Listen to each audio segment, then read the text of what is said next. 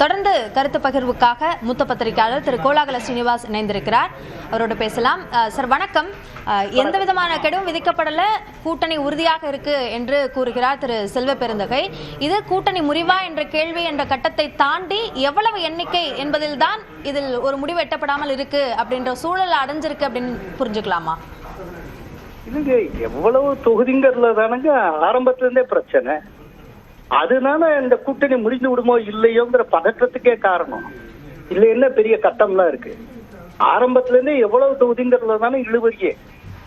இப்ப கடந்த ஞாயிற்றுக்கிழமை கிரீஷ் சோதங்கர் டெல்லியில ராகுல் காந்தியை சந்திச்சுட்டு கொடுத்த இன்டர்வியூல என்ன சொல்லியிருக்க, எங்களுக்கு டிஎம்கே 25 ஆஃபர் பண்ணாங்க, இதுல எங்களுக்கு உடன்பாடு இல்லை, வெளிப்படையா சொல்லிட்டாரு.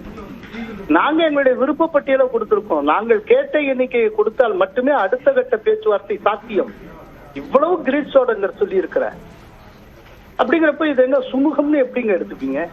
நேற்றைக்கு வரைக்கும் திமுக கூட்டணி கொள்கை கூட்டணி கொள்கை கூட்டணின்னு இருந்தாங்க. இவ்வளவு முரண்பாடு எதற்கு? ஏன் இத்தனை முட்டல், இத்தனை பிரச்சனை? இன்னைக்கு திடீர்னு களத்துல ப. சிதம்பரம்லாம் இறங்கி போய் பேசக்கூடிய அளவுக்கு நிலப்ப மோசமா இருக்குன்னு அர்த்தம். அதனால இது எங்க போய் நிற்கும் தெரியல. இப்போ பொதுவா ஒரு பரவலாட்டாக்கு 27 தொகுதி தர்றாங்க, 2 ராஜ்யசபா தொகுதி தராங்க, அது இந்த காலக்கெடுவை பத்தி வேற நீங்க சொல்லிட்டு இருந்தீங்க.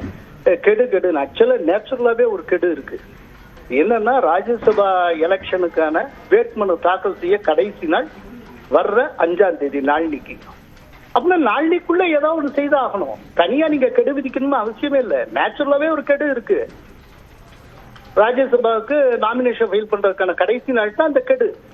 அப்படின்னா இன்னைக்கு நாளைக்குள்ள ஏதோ ஒரு முடிவு தெரியணும்.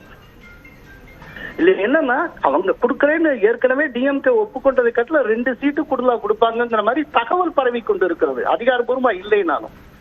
ஆனால் ராகுல் காந்தி இதை ஏற்றுக்கொள்வாரா? இப்ப எல்லாமே ராகுல் காந்தி கையில தான் இருக்கு.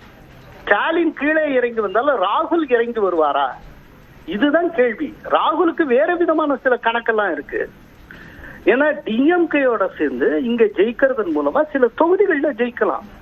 இப்ப டிஎம்கே விட்டு நான் தாவேகா பக்கம் காங்கிரஸ் போகுதுன்னு வச்சுப்போம். அந்த சீனரி அப்படி ஒரு சீனரியை கற்பனை பண்ணி பாருங்க.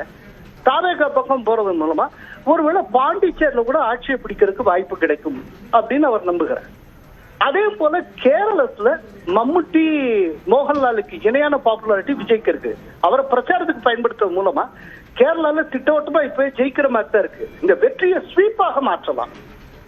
சோ தாவேகா பக்கம் போறது மூலமா 2 மாநிலங்கள் திட்டவட்டமா கிடைக்கும். டிஎம்கேயோட அலையன்ஸ் இருக்கிறதுனால சில தொகுதிகள் தமிழ்நாட்டுல கிடைக்கும். இப்ப இதுல எது நமக்கு முக்கியம் அப்படின்னு இன்னொன்னு, காங்கிரஸ்ங்கிற ஒரு தேசிய கட்சிக்கு எது முக்கியம்னு இருக்குல்ல. அவங்களுக்கு இந்த தமிழ்நாடு சட்டப்பேரவை தேர்தலை காட்டிலும் பாண்டிச்சேரி சட்டப்பேரவை தேர்தல், கேரள சட்டப்பேரவை தேர்தல் முக்கியம். சோ பலவிதமான கோணங்கள், பலவிதமான கணக்குகள் இருக்கு. ஆக்சுவலா உண்மையிலேயே சுமூகமான உறவு இருந்திருந்தால் இவ்வளவு பிரச்சனையே வந்திருக்க கூடாது. நேற்றுக்கு கடந்த காலத்துல என்டிஏ பத்தி இவங்க என்னென்ன கிண்டலா பேசிக்கிட்டு இருந்தாங்களோ, என்னென்ன சொல்லிட்டு அது அத்தனையும் இன்னைக்கு டிஎம்கே கூட்டணியே இருக்கு. கொள்கை கூட்டணி அது இதுனாங்க. இன்னைக்கு கொள்கை கூட்டணி இல்லை. ஏன் இவ்வளவு முரண்பாடு, இவ்வளவு முட்டிக்குது? அப்புறம் இன்னொரு கேள்வி கேட்டுட்டு இருந்தாங்க, ஏடிஎம்கே பிஜேபியும் சேர்ந்தாலும் கூட அவங்க ஜெல்லாவாங்களான்னு. இப்ப அதே கேள்வியை டிஎம்கே பார்த்து கேட்கக்கூடிய ஒரு சூழ்நிலை உருவாயிருக்கு. இனிமேல் இவ்வளவு நடந்து இனிமேல் டிஎம்கே காங்கிரஸ் கூட்டணி வச்சாலும் அவங்க 2 பேரும் ஜெல்லாவாங்களா? டிஎம்கே ஓட்டு ஒழுங்கா காங்கிரஸ் வேட்பாளருக்கு போகுமா? காங்கிரஸ் ஓட்டு டிஎம்கே வேட்பாளருக்கு டிரான்ஸ்பர் ஆகுமா? இனிமேல் டிரான்ஸ்பர் ஆஃப் ஓட்ஸ் பத்தின ஒரு சந்தேகம் அதுவும் எழுந்திருக்கு. இதெல்லாம் கடந்த காலத்துல என்டிஏ பார்த்து அவங்க கேட்டது. அதனால இன்னைக்கு கூட்டணி வலுவிழந்திருக்கு. இன்னைக்கு டிஎம்கேயும் வேண்டாம் சொல்ல முடியலையே.